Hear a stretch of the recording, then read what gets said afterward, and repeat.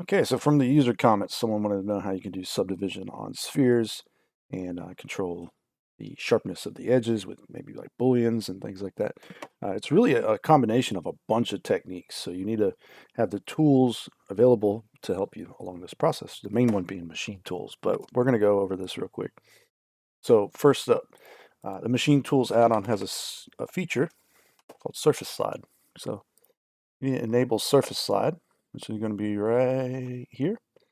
Okay, this is normally found under the modes pie. So you turn on modes pie as well, you hit the tab key, you go into edit mode with your object. Your modes pie has a surface slide here. You turn it on, you can turn it off. Okay, if you don't want to use that, you can press F3 and search for surface slide. You can right click it, add it to your quick favorites if you want. Okay, and you have to turn it on, right? And then F3 again, and there's a finished surface slide as well. So you can turn it off, and you have to quick favorites that as well. Once you've done that, you don't actually have to keep the modes pie on because you can go to Q and turn the surface slide on or off, right? So we can turn modes pie off now, which is good. You're going to also probably want to use things like loop tools, perhaps. Could be useful. Bool tools, of course. And a add-on called Edge Flow or Set Flow. And there's links to all of this on the website. So you go to the resources section, you can find these add-ons relatively quickly, all right? So you can download them and put them to use. Now, here's the thing. When you are creating a sphere, there's different kinds of spheres, first of all. We're just going to kind of look at some of them, but not really go into depth with them too much. But there's UV sphere and there's a icosphere. Obviously, this is all triangles, right? So we're not going to be able to do much with that unless we correct all that. And there's ways to do that. But the UV sphere, on the other hand, has a pole at the top. So this isn't too useful unless you're chopping those off with subdivision. Like you can't subdivide those because what you end up with is something like that. And you don't really want that, okay? But if you were to, maybe take this area and delete it, and then maybe fill it in and make it flat, you can get away with stuff like that perhaps. And this is sometimes desirable because of the perfect flows like this from left to right. So just keep that in mind. What we're going to want to use is a quad sphere. So if you take a cube, you subdivide it. I'm hitting Control-2 to subdivide, by the way. But you can see it turns into something like a sphere right now. It's not exactly a sphere. You have to use a cast modifier. That'll make it more sphere-like, but it's still not perfect. And so the thing here is that you're going to want to look at the wireframes. So make sure under this drop-down, you can use statistics. This can be useful for counting vertices. But the wireframe here, okay? Right-click that little checkbox and add it to a quick favorite or shortcut so you can turn it on and off as needed because you're going to need to see these things usually. So that subdivision, we turn off optimal display. You see what's going on here. We can up-res it, down-res it. But this has something called end poles in the corner because it's basically a cube. And so cubes have end poles in the corner. This little area will start pinching at some point. Just keep that in mind if you're going like super high resolution. That could potentially become a problem. You can see it's not really shown up too much, but it does start to pinch, okay? So it's worth noting that right there. And all right, so we're going to be using the quad sphere to get started here. And if you have machine tools installed, you can create them this way. Just Shift-A, quad sphere, right? You can also adjust the resolution. This is why you need to be able to see your wireframes probably, because it's sometimes hard to tell what the resolution is otherwise. And so if you want to go for as low polys as possible, you're going to get softer forms, generally speaking. Spheres and cylinders are one of those things where if you want to hold edges sharper, corners tighter, you're going to need more resolution. That makes them harder to deal with, actually. But we'll play around with this one real quick. So the basic idea is really simple. When you do booleans on these things, these little corners here, where they intersect with the mesh, we're looking for this right here. I'm going to scale it in this way a little bit. Okay. We're looking for this kind of to be placed at the center of this face here. So that intersection takes place like that. Because the topology, the way it wants to work is it wants to run out in these directions. Okay. And we might be able to do that, but sometimes it's almost impossible to make it actually happen or occur. So a lot of times you need a sidewalk, and when you run it out to that little corner there, it'll want like holding edges to hold it tighter. And we can't really do that because this is too low resolution of a sphere, right? So we don't really get that option. We actually have to connect it out to here. And because when we do that, you'll see what's going to happen when we do it. A lot of times it creates an E-pole, and sometimes E-poles work on curved surfaces, sometimes they don't, but we'll go for it. Okay, so we're going to take this object, select it, this object, select it, Control-Shift-B, the Bool Tools add-on, comes with Blender, just enable it. Auto booleans are destructive, brush booleans are non-destructive, so we can do either or really. I will do an auto boolean here real quick, difference, bam. Okay, so we cut this out, and this is the thing, you always have to clean it up, all right? And this is so low resolution, you really can't even clean this up very well with tools like Mesh Machine's Boolean Cleanup tool. You have to do it manually. So let's just go through Control X, Quick Dissolve, all these little extra vertices in the middle there. You don't really need them. You can see what's going on down here now. Okay. And we're going to do some mirroring. So let's just finish this out. Press K, knife tool. Okay, and use the knife tool here. All right, so we're going to do a mirror real quick just so you guys know. You can use mirror modifiers. In this case, we're going across the y-axis, so let's change it over to y, bisect it, and sometimes you might need to flip it or not, because right now, see if I check y here, flip, it actually works out better this way. So I'm going to apply this mirror now, and let's see how it subdivides. Okay, we'll hit like Control-3 or Control-2 or 1 or whatever, and you can see it's not too bad, but it's not exactly what we want. So let's go into edit mode. We have to actually finish out the shape here, but for the most part, this edge is kind of done. We need 3 edges to hold it at a curve, right? Hold it sharper. There's different ways you could do this, but what I like to do a lot of times is you can bevel it technically, but you can also do something like this and hit inset. So I do an O, so I followed by O, and you can do an outset. And that might be useful to you. You can edge rail it, but you can see it flattens that face out a little bit perhaps. You may want to do that or you may not want to do that, but it follows along the wireframe is what it's doing. It's like sliding along the wireframe. So I'm going to keep it off for this one, but we can press inset again, hit O again to turn outset off. Now we can go inwards and we can edge rail this one, no problems. And that actually flattens out the faces there. So what we'll see when it subdivides, right click and shade smooth when you're subdivided. Okay, and if we take a look at this real quick, it's mostly good on the edge, right?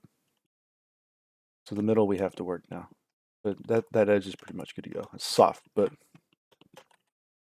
it is there and it is done. So the interior section is all we got to worry about now. All we have to do is use the knife tool, press K, left click around, right click to start a new cut.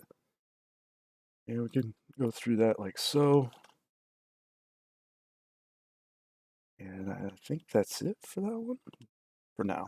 Okay, and I'm going to use Symmetrize from Mesh Machine now instead of doing mirror modifiers, but a lot of times you're going to have to add mirror modifier, and you might want to apply it and then kind of start doing whatever you're doing again.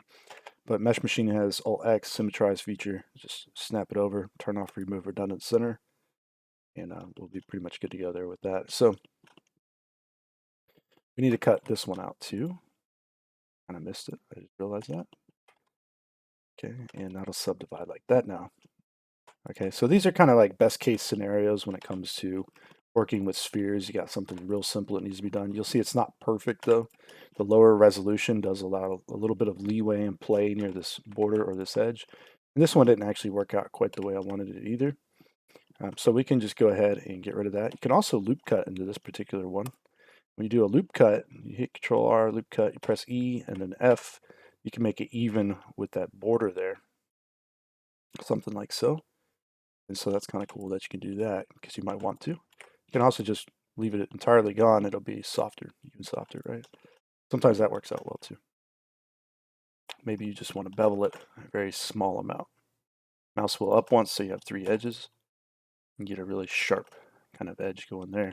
But these corners will forever, for the most part, remain round, larger and round. Because if you were to try to grab this and push it in to tighten it up, it shifts the shape of the sphere. You can't really do that, so it's kind of a little bit of a problem.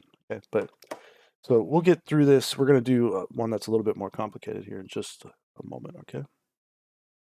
First, I want to go over the surface slide feature. So a lot of you are probably wondering why we even enabled that thing if we're not using it. First of all, you have to turn it on in edit mode, right? But what this thing does is it allows you to move on the surface. It basically creates a temporary shrink wrap modifier. And so for these lower polygon meshes, it doesn't always work out too well. But overall, what it's trying to do is just maintain the overall volume or the shape of the mesh you started with. So that temporary shrink wrap's applied. But that's good because now you can actually do some pretty wild things. Like if you wanted to start knife cutting up little areas, you potentially could. The problem with this, though, that you will often run into is that as we connect or combine things here, these are little e-poles. These will be fine.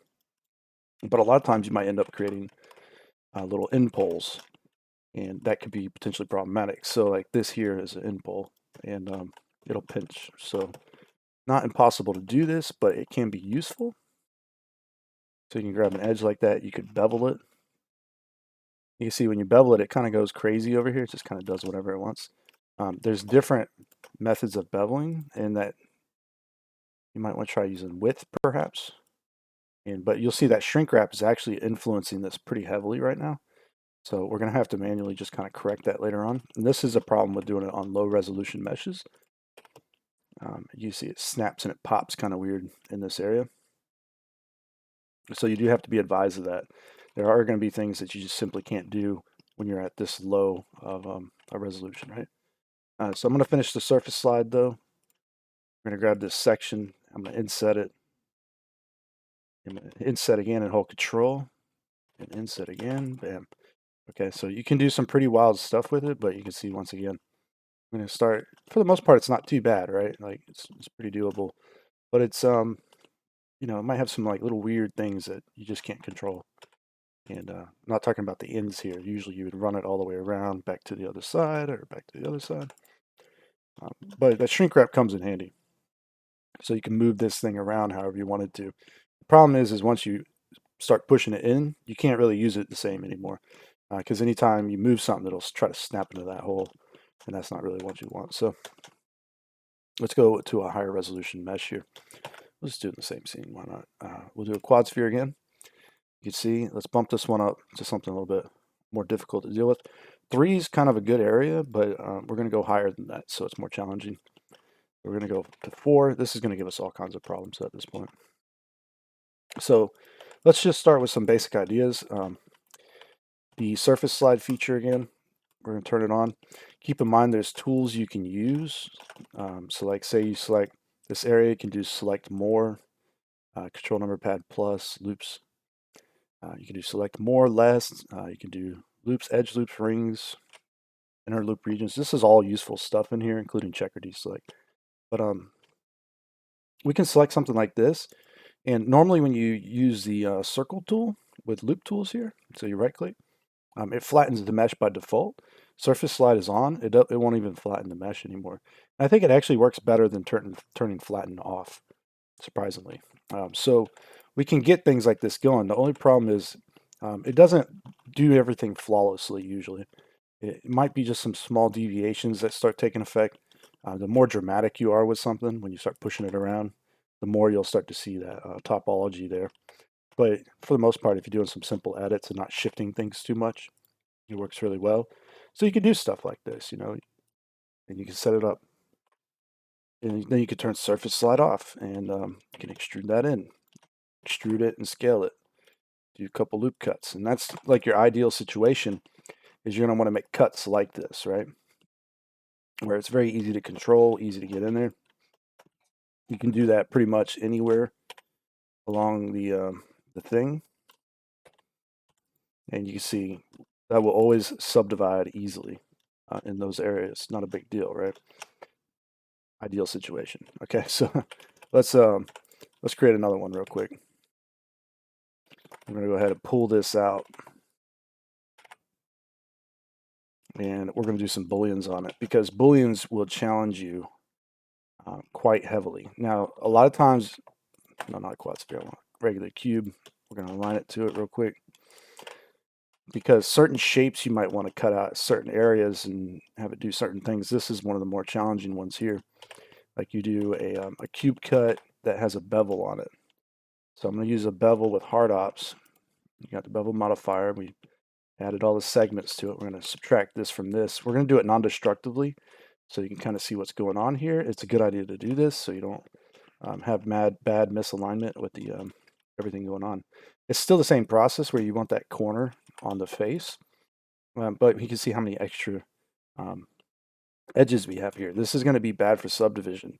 And generally speaking, it's not bad if you're just doing Boolean workflow. It's good to have, you know, as many edges as you need, but the thing is, it's way too much for us. And if we Boolean this, we're going to have a heck of a time cleaning all this up.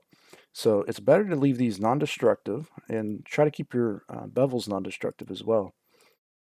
And you can see we can adjust the bevel segments again back down. It's going to save you a ton of time. That's all I'm getting at.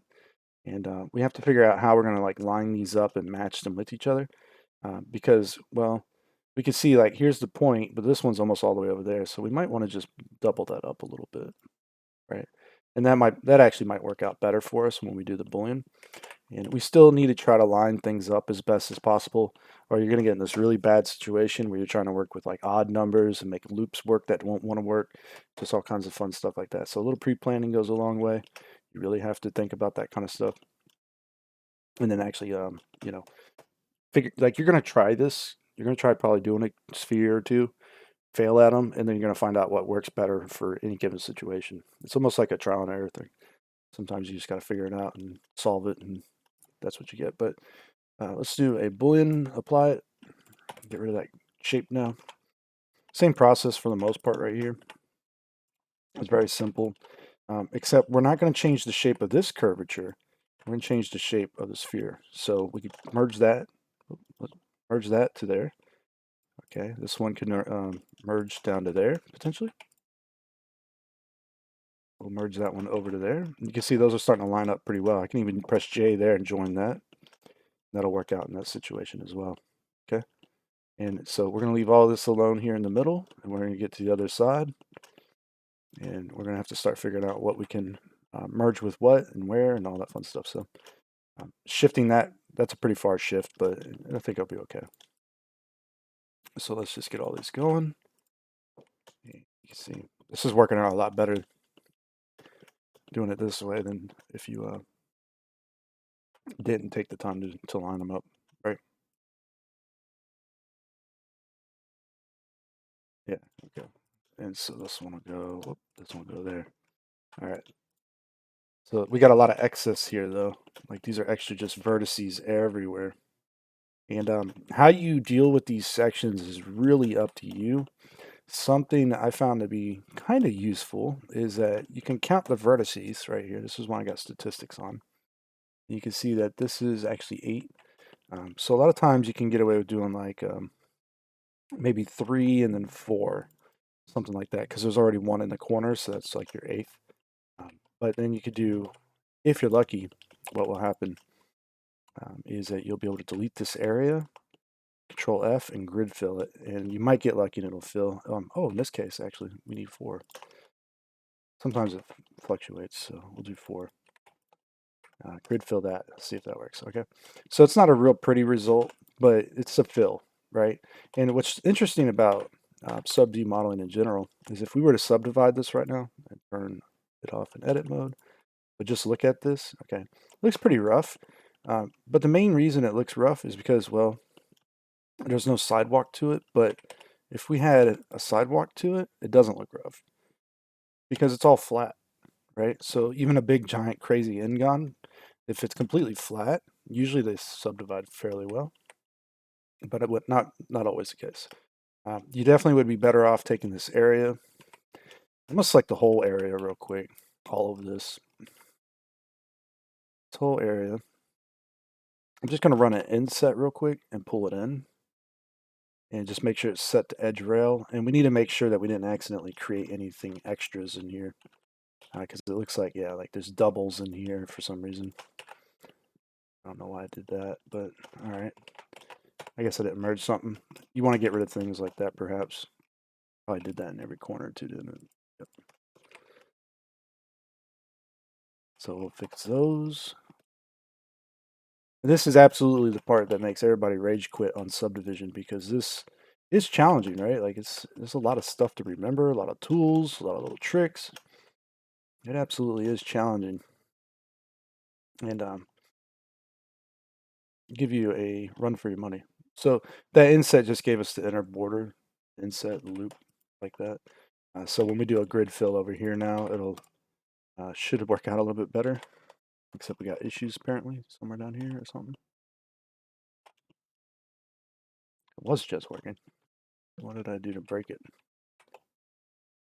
I think there's like a double edge in here or something. I mean, it could be, it could not be. We can dissolve one of these maybe. Dissolve that one. Okay. Yeah, there we go. That looks better. Good. Now we got to do that everywhere else. So it's going to add the loop cuts in. So I remember, right? We got 1, 2, 3, and 4. So there you go. 4. Grid fill that real quick. Oh, what in the earth is going on over here?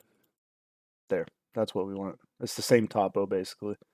Sometimes you have to do this manually, so get ready for that. That's going to be a real fun one because you got to use the knife tool and go to town for a little while.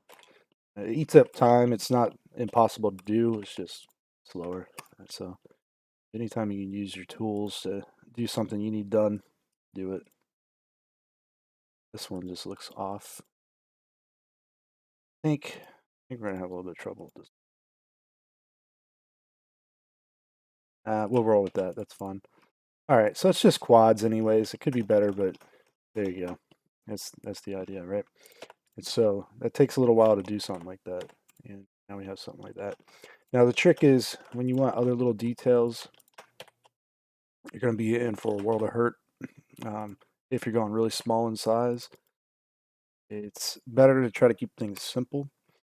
Because if you had to do like a section of little circles like this, right? You'd see it's gonna get pretty challenging here before you know it when you try to do these numbers, because as you push these in, maybe inset them, push them in, do something like that, and they subdivide. Like, yeah, you can do them at this resolution, but if you need to go smaller, you really need those 4 quads there to kind of do that. But if you do like 1, it doesn't technically create a real cylinder. You know what I'm saying? It's close, but it's not really. You could try to get away with that, and I'm not going to say you can't. People do it all the time, but it's just something to keep your mind on, that usually the 4 is better. And yeah, so once you get to a certain point, though, like we'll go up with it, and you can actually apply like a level 1 maybe if you needed to. You can model on this still, right? So there's a lot of stuff you can do there. But you can always turn surface slide on as well. Like you might need certain kind of flows through here. Well, it might be kind of hard at this resolution to create those flows, but a lot of times you can shift things around to kind of create new interesting designs or effects. Like for example here, make sure surface slide is on, just press G and Z, right? And you can see something like that. You can inset and then turn surface slide off, and then inset and hold control, pull it out, inset again, and then mirror it. You can see, right? So you can do some pretty cool little designs like that. They're pretty easy to do. But the like, let's say we wanted something like this, right? Turn surface slide on. Let's say we want to have a taper going down this way. It kind of seems hard to do this, but it's really not. We can do surface slide first of all to make sure it's not going to get messed up. But we're going to rotate from this active element.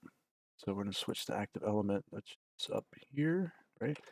And we can do like an R and an X. We can do things like this. And you can see we could intersect with other things, and we'll have to clean those up manually, which you probably don't want to do. So I'm going to stop short. But you could like mirror over, do something like that. You can now inset this area. Maybe you want to inset here as well, but we're going to go out with this one. So turn surface slide off. Always forget to do that, but You can push it out. Now you can push this one in. And there you go. So you have additional details now come together.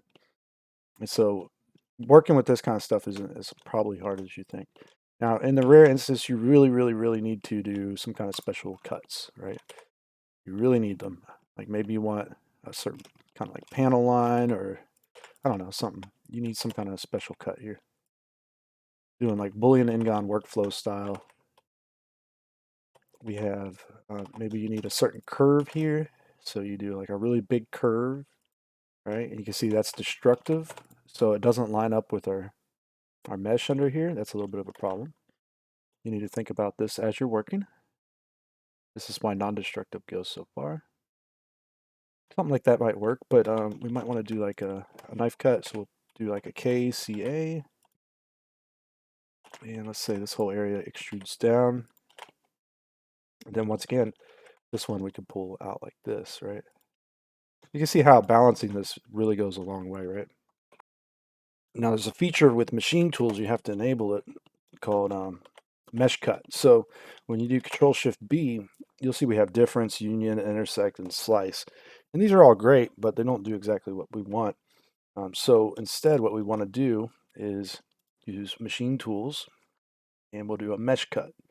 Okay, and mesh cut just does literally what you think it's going to do. It cuts the mesh with the other mesh, and it just does a slice basically of sorts. But it doesn't separate, it just creates the line in the surface. So this is extremely useful because now we can come through here. We can turn surface slide on. We have plenty of stuff to work with here. We can tweak and configure this however we see fit, and get that edge going in just the right directions with the right kinds of shapes that we need and all that.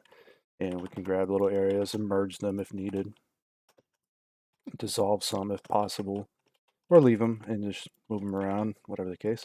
We'll have to figure out how to turn them into quads probably. And generally that's pretty hard to do on these, so a lot of times dissolving it's your better bet, but sometimes you need these kind of additional little details, so we'll see what happens here. We probably don't need that one. These ones probably would be more required. And so we'll keep going through this now. We're only working half of this. You can see it's pretty good up there. We don't actually have to do a whole lot. This section, on the other hand, I think I'm just going to merge these and pull them out to the side. We could keep it flat through there, I guess, right? You can see where this is going. This is a lot easier to deal with and manage. Sometimes you might want to recut an edge. And after recutting it, you can go through here and just dissolve the old one, right? All right, so let's see if we can't mirror this real quick. Turn surface slide off for just a second. I want to mirror it so I can try to grab a loop. I'm going to turn it back on so I don't mess anything up. I'm going to try to grab all the way around, which didn't work out, but... So let's try doing a bevel here, but a simple one like this. You can see if you pre-plan these things out a lot better, you'll have less of an issue actually working with this, right? It's easier to deal with. Yeah, that little triangle there is kind of killing me. And I got a couple little things going on I didn't see, like right here. One. These ones, I'm just gonna, I don't know if this is gonna work too well doing that, but cause a little bit of problems here. That's two quads. It doesn't look like it, but it is. And this one is, it's kind of acting strange as well. So we'll get rid of this one real quick. Yeah, so if you can get rid of anything, get rid of it. That's usually the better option, but I don't think I'm going to work with that. I think I'm just going to pull that down because everything subdivides. When it subdivides, it curves, right? So it doesn't really need it sometimes. Something like that would be more ideal, I think. And then that's not a triangle though because of that. So you can still use triangles, just nothing technically preventing you from doing that, unless you are trying to do certain deformations maybe, but or you got certain quality level, I guess, you need to meet for a production or something. But if you're just modeling at home, and you're in a pinch, I guess you can use that. But basically, you can see what happened. We cut out that panel line like it was nothing really, using that boolean shape, and it's pretty interesting, right? Like you can do this relatively easy. Not really that bad of a deal. And don't forget, you can always deform mesh as well. So like in this area, you can just Alt S, and push things in. Like you don't always necessarily have to do a new cut or something, anything special. A lot of times though, it's better to do that inset. And then maybe even just push it in because that gives you that control on the edge there, right? A little bit at least. So you're in a position now, hopefully, after watching this video, start to understand what's going on with this. Like you have room to play with the ideas now, right? You can cut things up. The more complicated it gets, the more cuts you make, the more you have to really think about how you're going to clean it up and make it all work and get it going just the way you want it. Because as you see, some of this stuff is well, it's useful perhaps, but it's going to start getting really crazy if you're trying to do like little segments everywhere all over the place. Like let's turn this surface light on. You can see like we might need to figure out what to do with this little triangle. We might need additional shape in here, which instead of cutting it, we'll just do like this. But we'll have to figure out like how we can go with this and maybe like straighten this, right? So Alt A, straighten tool with machine tools or alignment tool. You can see you can actually use straighten with the surface slide on as well, which is great. A lot of things work with that surface slide on, which is awesome. And so that can just square that little area up. We can do a double inset. So push it in at this point. We need those little extra cuts, the little extra shapes, should I say. We're always capable of doing that. But you can't really shift them around now. I just want to point this out. Like you can't shift this around anymore, really, unless you're going to have problems with it if you try, for the most part. You have to select it all back out. So Control Number Pad plus, Control X. Generally speaking, you'll have to dissolve this somewhere like this. And you delete it. A lot of times you can grid fill it again. Right? So you Control F and grid fill, and it should be okay to rework. But you do want to do that because if you don't, if you can't grid fill it, you're going to have the topology probably just won't work out too well. But now you have the option, once again, turn the surface slide on, figure out what you want to change, when and where and how, balance things out. Don't forget to do that. Now you can finish that surface slide, go back through, and look, you see what's going on, right? If I inset real quick, extrude in, inset again. Right, so now we have a little bit more character there, detail. Maybe we need to balance this out down here and make it flat with that. There's all kinds of stuff you gotta start dealing with, right? But I'm gonna leave that up to you, and that's it for this video. I hope you enjoyed it, and I will check you out in the next one. All right, take care.